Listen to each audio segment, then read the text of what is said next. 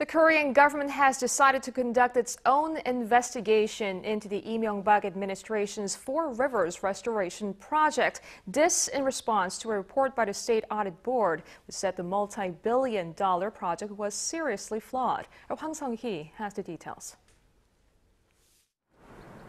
The government says it's confident there are no problems with President Lee Myung-bak's $20 billion project to refurbish the country's four largest rivers, and says it will dispatch its own investigative team to prove it. Another thorough investigation will be conducted, this time led by the Prime Minister's office.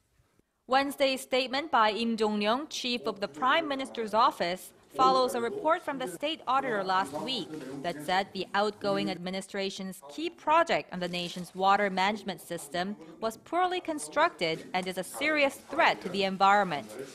As part of its investigation, the government team will be checking the safety of the dams built around the Han, Nakdong, Keum, and Yeongsan rivers, and will also measure water quality improvement levels.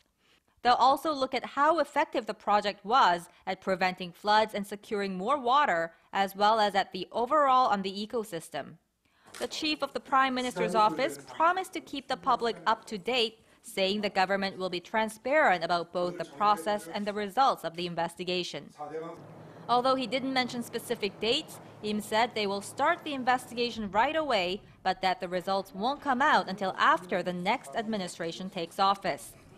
He went on to add that despite the 4 typhoons that hit the country last year, there was no flooding around any of the 4 rivers, and said that a handful of countries are basing their own river restoration projects on Korea's. Hwang Sung-hee, Arirang News.